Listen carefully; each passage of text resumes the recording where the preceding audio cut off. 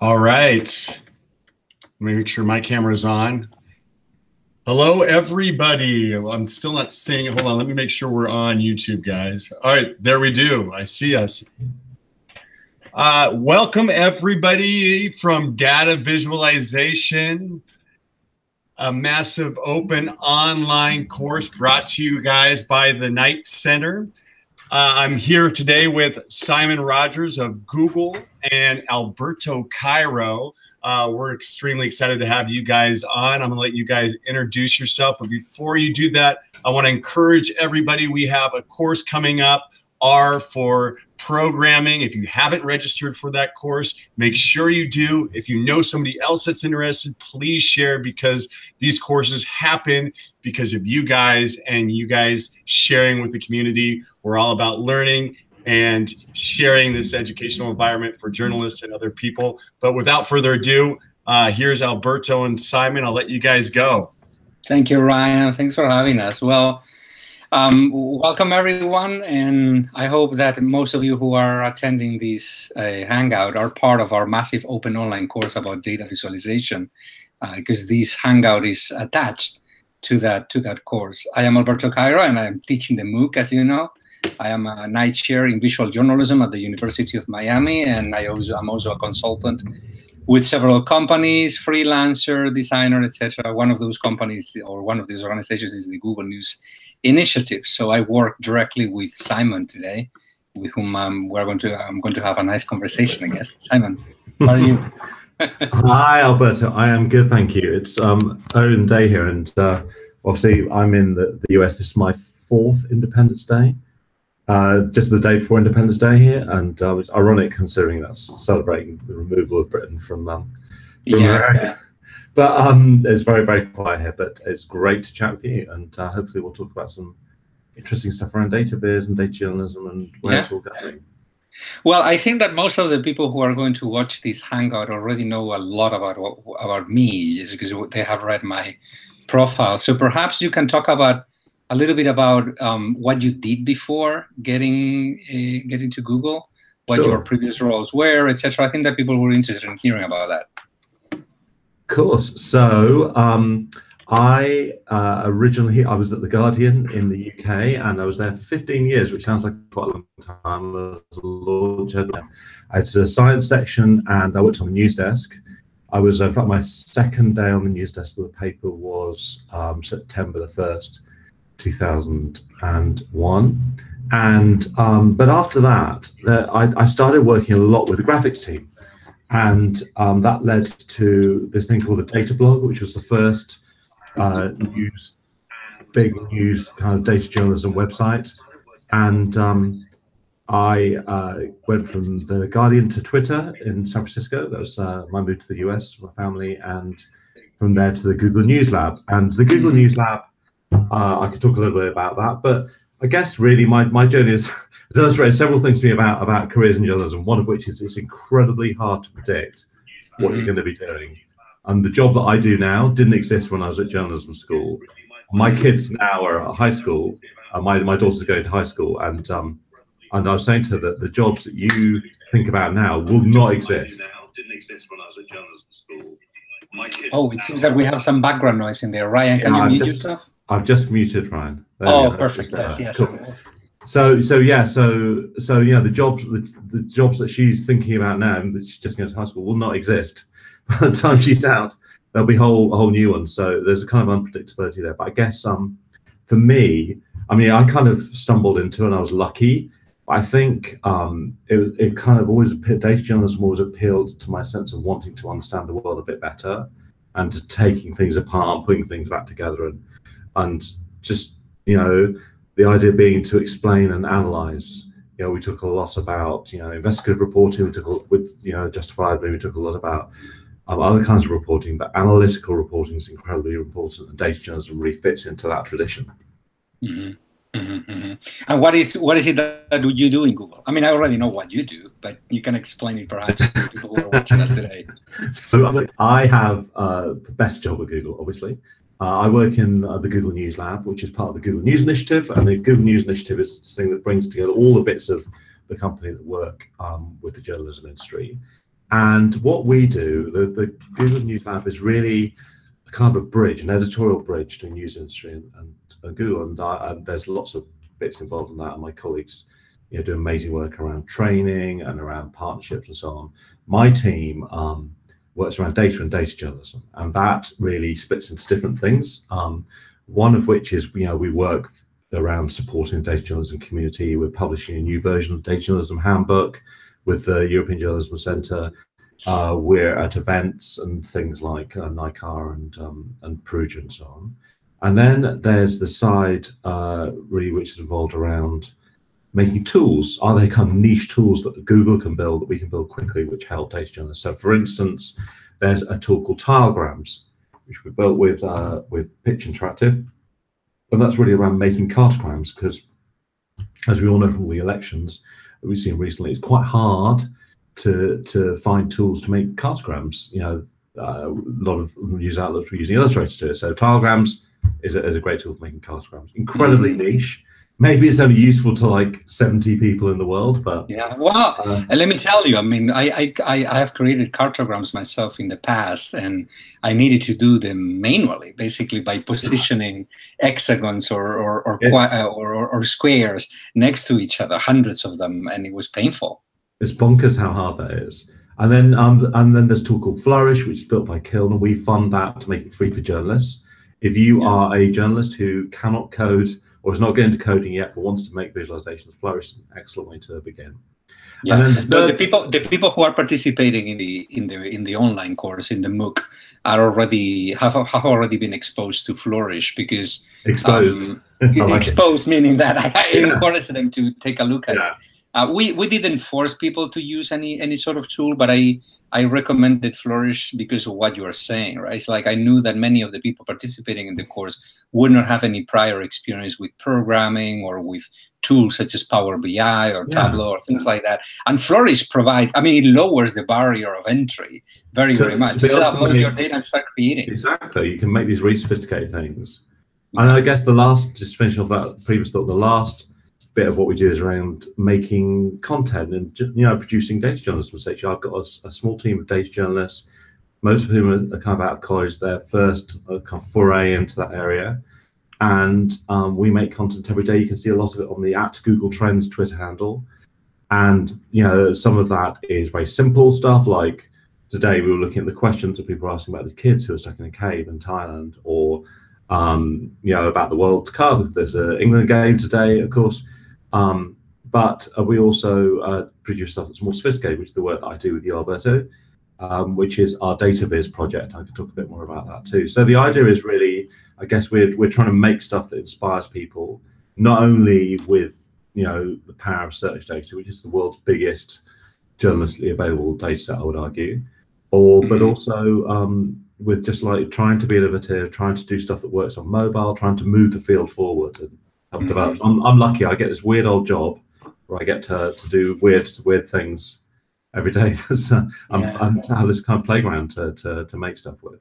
Yeah, I think that I talked a little bit about our collaboration during the MOOC and show a couple of the projects, and I didn't have the time to explain what we are trying to accomplish in a lot of detail, but I mean, you exposed it really well. I mean, we are trying to do content that is publishable by anybody, but at the same time, we are trying to innovate and try new ideas and see if they work. Some of them won't, right? Try new technologies and see what happens, right? With the so it's an exciting project for me also as the art director of it. So it's a great. I mean, it would have been impossible to do without you. So the idea was, just for anybody watching, the idea was that we have this budget for data viz. Now, a lot of people produce data visualization. A lot of companies produce data visualizations, and they're often kind of marketing materials. But I didn't want to do that. But what if we used our budget for good, essentially? What if we said, well, we'll make it, we'll work with the best visual artists we can work with, but we'll say to them, you can do what you want. The only conditions we have is it should be mobile friendly, should be innovative, be great. We can use search data. You can do what you want to do. And originally that started off, I think, with people doing stuff around Google data, and it's become much more now around innovation. I mean, some of the stuff we have coming up, and a big part of that was getting you to to be our art director, because it requires that care and attention that I just didn't have the space to do it. And I think and coordination with the designers. Yeah, and the ability to get on with everybody is helpful, I think. It's a fun project, though. It's a great project. It's been, we've done it now for a year and a half, I think, and it's almost. I think it's worked really well. Yeah, it works really well. One of the most recent ones that we have published is the one around the World Cup, which has been really successful, and the Mexican elections one, and which was also quite good. And we are preparing one, as you know, which you still need to see, by the way, for the upcoming Brazilian elections. So we are doing who is more searched for, which candidates are most popular in Google searches in the Brazilian elections, and where, and what kinds of words are associated with the searches for those candidates. So it's a great experience, because it lets you, first of all, play with large amounts of data, but also put those data in the hands of people who are really talented and really knowledgeable in data visualization. So I can say that even if I've been in this industry for more than 20 years, it's probably one of the projects that I have learned the most from, just by basically observing how all these people work. And this leads me, by the way, to one of the recommendations. So I was about to ask you, what do you recommend a beginner? And so I'm going to ask you that in just 1 second, but I'm going to give my recommendation, which I believe that I mentioned in the course already, which is to expose yourself to the work of the best people out there and copy them. Copy them not in the sense of plagiarizing them, obviously, but in the sense of trying to extract the best ideas that they use and see how you can fit them in your own projects, or in your own visualizations. So we all learn by that. If you take a look at the work of artists, for example, visual artists. I was mentioning Picasso the other day in a conference, right? Picasso, if you take a look at the earlier paintings by Picasso when he was a teenager, it's pure plagiarism. He was copying other artists, right? But at the same time, he was developing his own sense of style and his own way of doing things, right? It's like so it's a great learning process. So what would you recommend a beginner? Because this course is taken mostly by people who are getting started in visualization. I get asked that quite a lot, and I think the main thing is that people say, how can I begin? How can I start doing this stuff? And my answer is that just start doing it. I think because there is not one standard accepted form of data journalism. Right? There's lots of different types. Like, the work of John Byrne Murdoch, say, at the Financial Times, is incredibly different to, say, the work of Mona Chalabi at the Guardian. They're very, very different, and they each reflect their individual personalities and stuff they enjoy doing. I think the main thing is to like any job, if you enjoy doing what you're doing, then you're going to be good at it. That's like a rule for one of the rules for life. If you're good at something, it's probably because you enjoy it. It works the other way too. So I think just start doing it. There's so many ways to publish now. Medium now, you can publish interactives, for instance. We've done that a little bit around the way people search for food. So you could just start publishing stuff on your Medium account. It doesn't have to be visual as well. The assumption that all journalism has to be visual. That's a very good point, because many people tend to equate data journalism to data visualization in the news, and it's not the same thing. Data visualization in the news is a small subset of the use of data in journalism, which is a much wider world. Many people who could be considered data journalists don't know how to design a graph, for example. Yeah, exactly. And it's so also because if you think that most people consume news now, just over half, depends which country you're in, consume news on mobile, right, on these tiny little screens. So the days of the old big visuals being ruling everything are kind of gone a little bit. When you've got animated GIFs now, it can be just as visual. Even just reporting a number on its own can be journalistically satisfying if it's a result of investigation. It's almost that the work it takes to get there is the kind of the data journalism part of it. The output is so varied. And that's what makes this field still so exciting, is that you could be something in VR, it could be something in AR, it could be something involving machine learning. The field is just changing so fast. And the other side of it, so I've been teaching as well, much lower level than you are, but I've been teaching a bit at as an adjunct, right? Yes. Yeah, that's right. And the main thing I focus on is how to tell a story, and then how to tell that with data. It's like those basic skills of journalism are still, in my view, the most important part of it. If it's about, the idea of you're trying to tell a story in an accessible way that other people can understand. Data journalism happens to be one of the best ways to do that. But that idea of you're telling a story, how would you do it? It's not just stringing 5 charts together. It's about what story do those charts tell when they're put together. Are you being honest with your readership? The work that you've done around visual trumpery and misleading with data, especially in this environment where truth is just another kind of currency. It's so important to be able to tell a story in an honest and accessible and speedy way. And I think so my long-winded answer to that question of how do you begin is just get on with it, but apply the standards that you would apply to any piece of journalism. Just because it's visual, it doesn't mean that you can be sloppy about it. Yeah, I teach basically the same way. So I emphasize to my students that even if my class at the University of Miami, my classes at the University of Miami, and the online courses that I usually do are called data visualization and infographics, etc. At their core, they are journalism courses. They are reporting courses and editing courses, because both sides of the equation are really important. Finding the information, verifying the information, contacting sources, and then trying to tie up a narrative based on the findings that you want to convey. The purpose of a visualization intended to communicate is not to show all at once and letting people figure out the data only, but also helping people understand what the data means. It's like highlighting the most important parts, the most relevant ones, guiding the reader a little bit through the visualization, sometimes connecting several graphics in a narrative fashion, 1, 2, 3, 4, 5, so people can digest the data more easily, perhaps.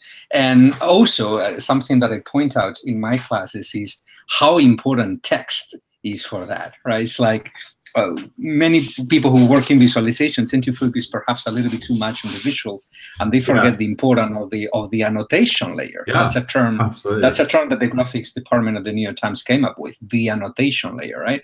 The explainers that you put in the graphic, right? The text that you put in the graphic. And when I do visualization, sometimes I usually begin with that. I usually begin by writing down what it is that I want to convey, right? So I write a long paragraph explaining what is the insights that I want to provide, and then based on that paragraph, I start coming up with the visuals that fit into the gaps of the text, and they talk to each other with the text, right?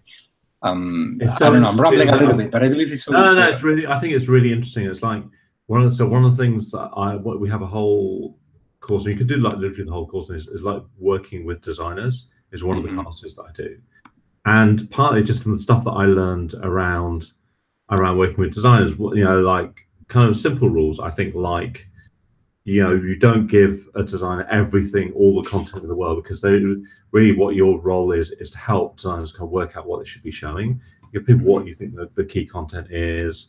You learn how to kind of express things in pithy, small, ways that don't take up a ton of space, actually explain things in 25 words or less. I became as a Guardian, I spent half my time writing captions, essentially.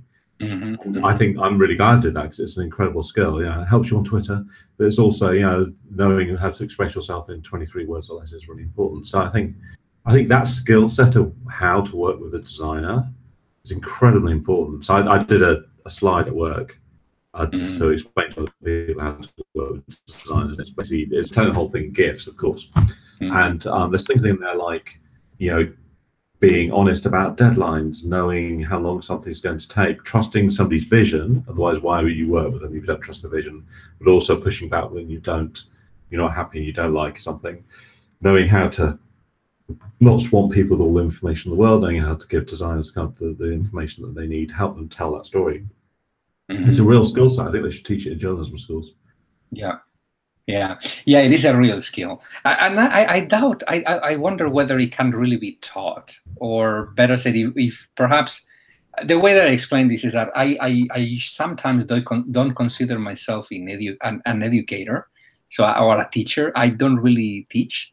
What I do is to enable learning, which is different. just to provide guidance in terms of where to find resources, etc., and provide exercises and provide constant feedback, etc., etc. So you are not, let's say, conveying knowledge to another person, like picking knowledge from your brain and putting it inside another brain. Yeah. You're helping the other brain develop its own knowledge, right? Because and this connects to something that you said before when I asked you what is the best advice that you would give a beginner, which is to get started. Start doing things, right? Yeah. And making mistakes as soon as possible that may get corrected by someone who has more experience. That's the learning process. It's not really teaching in the sense of unidirectional communication between a teacher and a learner. It's your own learning, facilitated by someone else, perhaps the person who gives you feedback, right? Yeah. No, I think it's facilitate. I mean, I find that when I'm teaching, I use that word loosely as well. Mm-hmm. I'm really getting them to do the work. Partly because I don't want to talk at somebody for 3 hours, but also because I think, you've got people for such a short amount of time. I can't teach. I could spend the whole time just teaching how to make a specific type of map, but I just think it's not enough, and our role is almost like to enable people to understand what they're doing. But there's no substitute for just getting out there and doing it, really. Yeah. I usually say that it doesn't really matter how much time you spend teaching principles, like with tons of slides, one after the other, principles of color, principles of composition. People will forget all that. And if they want to remember that, they can refer to the textbooks. The tons of wonderful textbooks out there that you can consult on a regular basis. When you really learn is when you actually start doing stuff. But then the critical part, and again, this connects with something that I said before about the feedback, right? What really matters is to expose your own work to the community or to your professor or to peers who have much more experience than you do, and then getting their thoughts and try to apply them. Those are how I learned, at least. And all the conceptual knowledge, all these statistics, etc., came much later. Like the organized knowledge, right? The more serious, more grounded knowledge came much later after the practice. Yeah. Now you mentioned that you mentioned that you entered this field a little bit by happenstance, right? It's like this happens, I believe, to members of our generation, that we ended up in this field a little bit by mistake or due to a series of coincidences. But today the picture is different, right? Or I mean, there are people who already studied to become.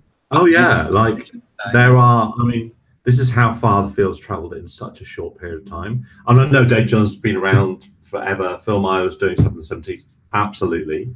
However, this kind of modern phase, people leave college knowing that that's what they want to do, and they're all of the people I meet, that generation are incredibly smart. They understand the field really well.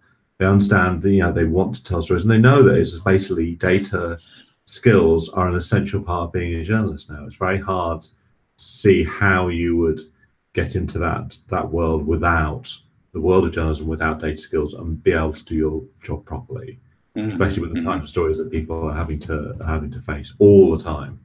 So that's absolutely. Let me interrupt you in there, because that's something that I deeply agree with. I think that both data journalism in general and data visualization in particular shouldn't be a domain controlled by a small group of people inside newsrooms. I think that they can become, so to speak, universal languages inside newsrooms. But what would you say that are the key knowledge that a person who is not perhaps a professional data visualization designer, but still wants to produce data journalism or apply or implement data journalism, etc. What are the key skills that any reporter should develop in the sense of implementing or including data journalism in their daily work? What would those be?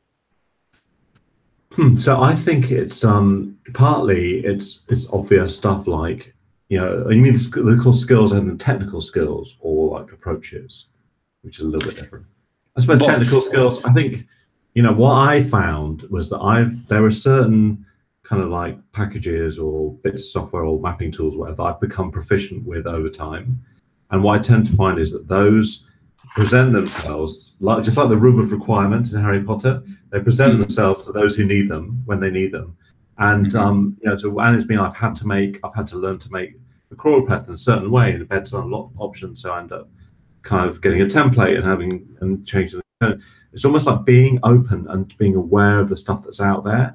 If you say, oh yeah, you've got to learn R, you've got to learn SQL, you've got to learn, you know, you should really get into Python, and you know, it sounds overwhelming. It sounds overwhelming, and actually, what I would say is take it one day at a time. There are tools that I used every single day when I was at the Guardian.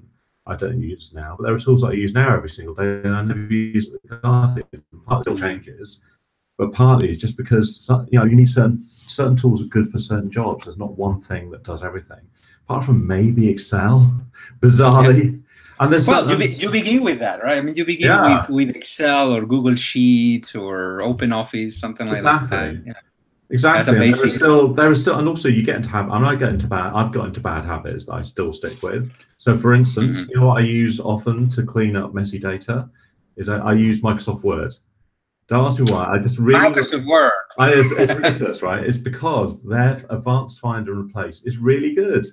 It's, you know, it's for most of the work you need to do in terms of like adding in tabs or removing paragraphs or whatever, it does that. But then you've got Open and Refine, which is amazing out there too. And you know, so I kind of think it's more about rather than learning software, because software can change, it's more about learning approaches and knowing what's possible. If you know that it's possible to clean up 75,000 documents using Open and Refine, say, then that's a good piece of knowledge, because when that thing comes up, you'll be ready for it.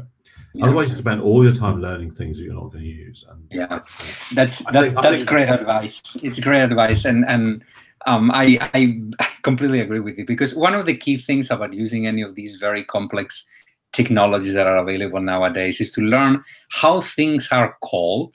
So you can Google them. I do that all the time. For example, I use the R programming language for many things, right? For data visualization, etc., etc.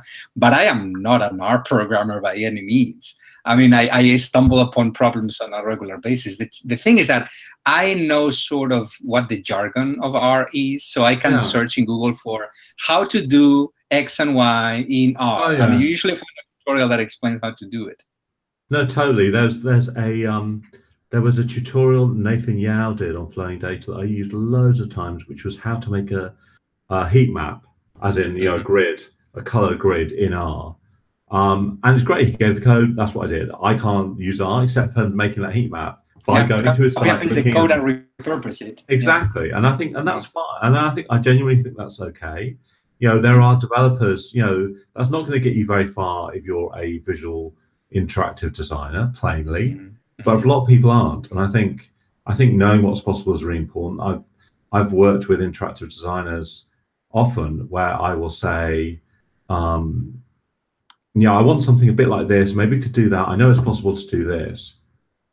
Which is obviously quite annoying for people, but also it helps me as somebody who works with designers to do that. But if I needed to learn how to do it, I would do it. When I was at Twitter, I used to do some friends would make me scripts that I could then get the data, because like all of these places, everybody who's outside the tech industry probably thinks that they have banks of data and it's really easily accessible. I can tell you firsthand it's not, partly because what we're trying to do with the data is to tell stories, and that's not really what those data exploration things have come up with.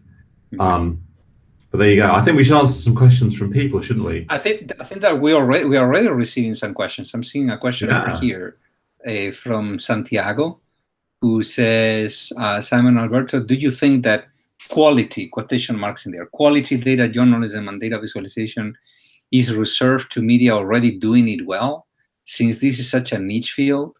So I think that the answer is no. I mean, we have been talking a little bit about it so far, that I think that the barrier of entry right now is so low that anybody can basically get a couple of books about principles to learn principles, and then start experimenting with some freely available and simple tools, and and we have mentioned some of them already. I mean, the one that we developed, Flourish, but there are many others. Data Wrapper, for example, is another excellent tool, or Raw Graphs. And for data cleaning, you can use anything from Excel.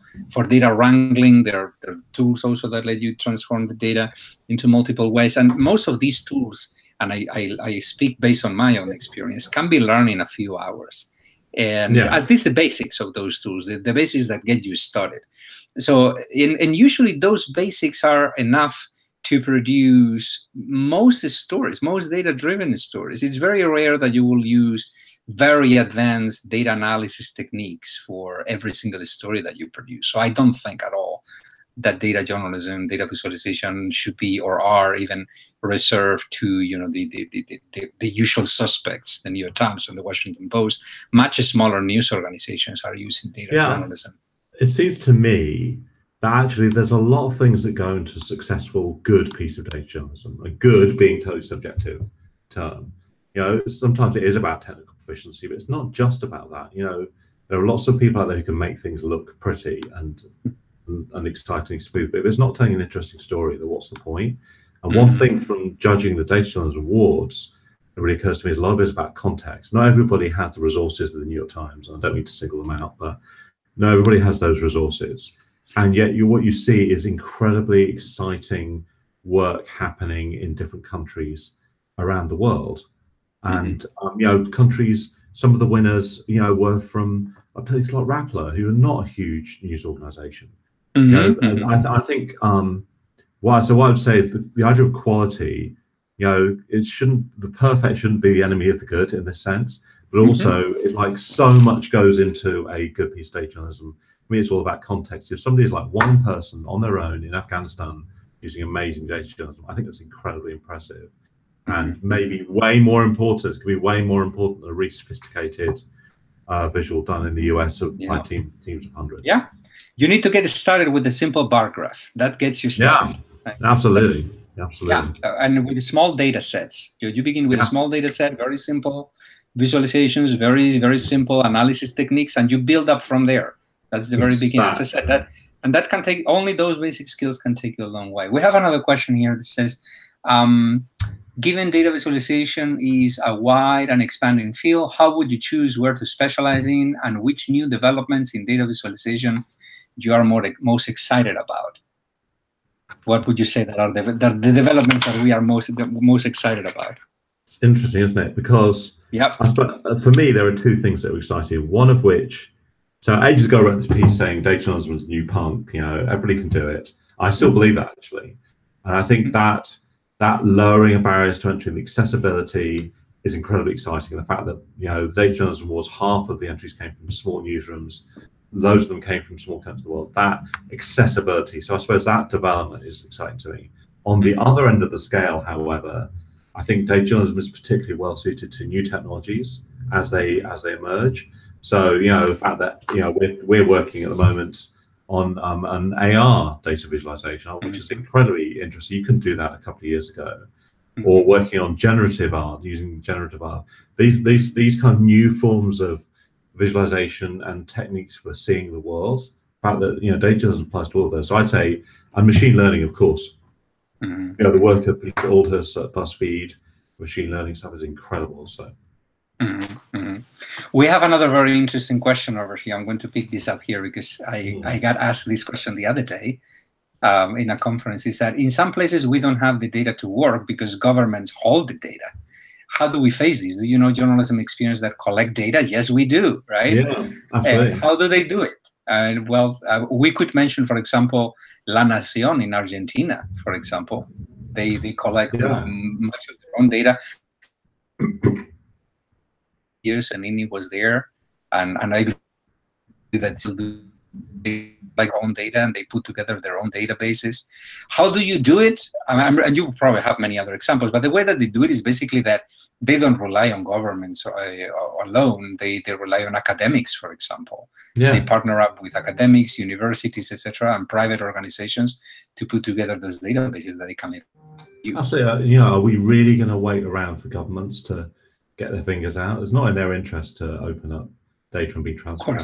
Right now, for instance, here in the US, the government has stopped releasing the numbers of children separated from their parents at the border. They've lumped them with other kids. So That's a great example. ProPublica and BuzzFeed now have got this joint reporting project to identify exactly where this stuff's happening through reporting and stuff. And I think it's about reporting. It's the work of National is so interesting because that is a very difficult political context, in a country that was until recently a dictatorship.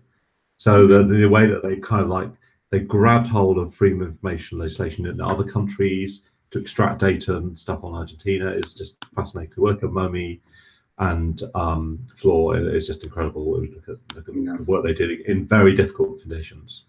Yeah, I completely agree.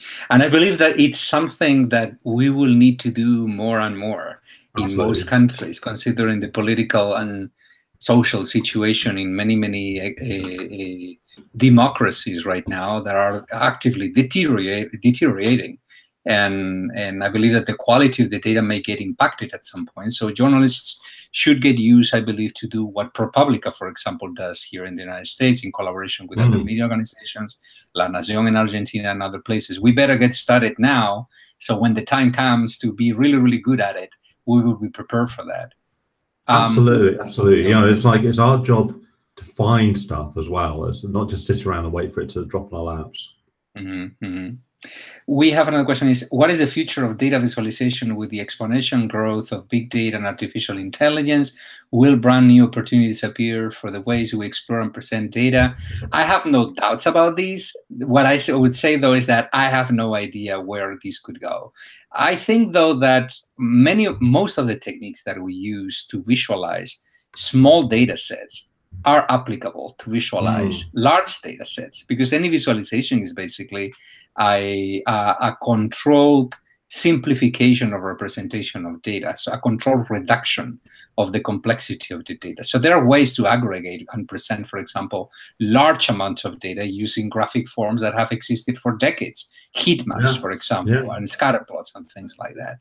And what gets me most excited, by the way, is not new super high-end developments in data visualization. What gets me more excited is actually the other end of the spectrum, which is to bring up to speed everybody else that is not an expert in data visualization. So I'm more excited about, broader education in visualization. I think that will be the future of visualization, actually. Sure. I mean, it's one of the things about working, I work with developers, and when you talk about big data, our idea of big data to somebody who works, say, at Google is like tiny.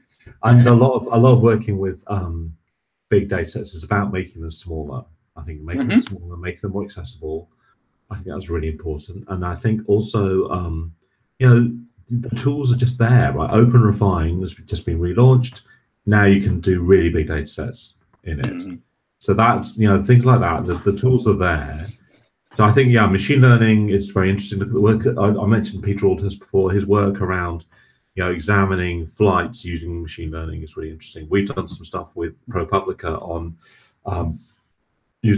applying the natural language processing API of Google to data of news reports on hate crimes across America, where basically you're using the natural language processing, machine learning, to read all these articles. There are thousands of them. You can't read them, and then categorize them for you. Super simple work. We're working at the moment. This is, and they're working at the moment around other ways to use machine intelligence to kind of like to sort out these huge data sets and data dumps that we've all had to work with. So that's incredibly exciting. Yeah, it is exciting.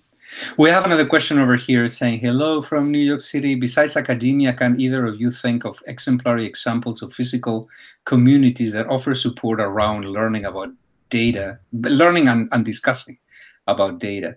The I/O conference comes to mind. Well, if you're in New York City, there's a wonderful data science meetup, if I'm not wrong, and it probably has hundreds of members. So I would look into meetup.com for data science in New York and start attending their meetings. But there are many other opportunities, I think. Absolutely. I think data journalism is unusually collegiate, because people often are working in isolation. They need all the contact they get. So there are meetups in every city in America, in the world, often now. There are big events. In terms of big events, things like NICAR has become a data journalism conference. Just for you, let's clarify what we mean by NICAR. So that would be NICAR. NICAR, the NICAR conference, which is the investigative reporting conference in the United States. Happens every year.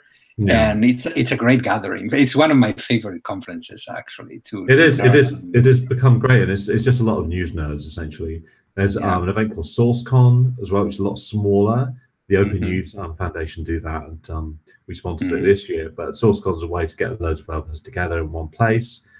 I would say, I mean, I've met Marco Perez on our team. He's a great data journalist from Brazil who works in News Lab in Brazil. And he always says that his first, when he got into data journalism, his first thing was to get to NICAR, and that changed his life because suddenly he's in a room full of other people who've all got the same questions. So I think there are so many opportunities there. We have 3 questions that I believe that we are going to close up the Hangout with these, and I'm going to put these 3 questions together because they are connected to each other, I think. So one of them is, how do we make sure that we are ethical with our data visualizations? The other one is that data journalism is picking up in India. There are many surveys happening, but the problem is that it's probably analyzing the data. There is a scope of manipulations at every level. How do we overcome this problem? So it's connected to the previous one. And then the last one actually provides part of the answer that I was about to say, which is, what do you think that do you think that is the best strategy to collaborate with researchers and statisticians who are not very used to or comfortable with creating projects and design? So these 3 things are connected to each other. How do you make sure that you are using data well, ethically, and also how do you overcome the problem that sometimes the data is sort of contaminated from the origin? I don't think that a journalist alone can do this. I don't do this on my own. I mean, I can analyze data and I can sort of spot, the most common problems in how data was generated by reading the methodology of any survey, for example. But I'm not a statistician. Therefore, whenever I need to understand myself a data set, to put in a visualization on a story, what I would recommend anyone is to partner up with experts in those areas, not just statisticians, but depending on the project that you're working on, demographers, political scientists, etc. One of the key skills of any journalist is to develop a list of trusted sources, people who you can regularly consult with about the projects that you work on. Yeah, I think there's a few things. This is the truth debate, and Alberto, you built an entire lecture tour around truth in and a new book. In the book, exactly. I would say there are certain things, like if you're a journalist and you're interviewing somebody, a person, you would apply a level of skepticism to that interview. Not you're not cynicism, but skepticism, and there's an important difference between the two. But people often don't apply that same thing to the data. They don't. And knowing how data is put together is important. Just at a base level, knowing there's something called a confidence interval. It means, yes, there might be 5 million cases of swine flu, but probably it's 3. Knowing, with opinion polls, knowing that there's a margin of error in opinion polls, which might make this big difference meaningless.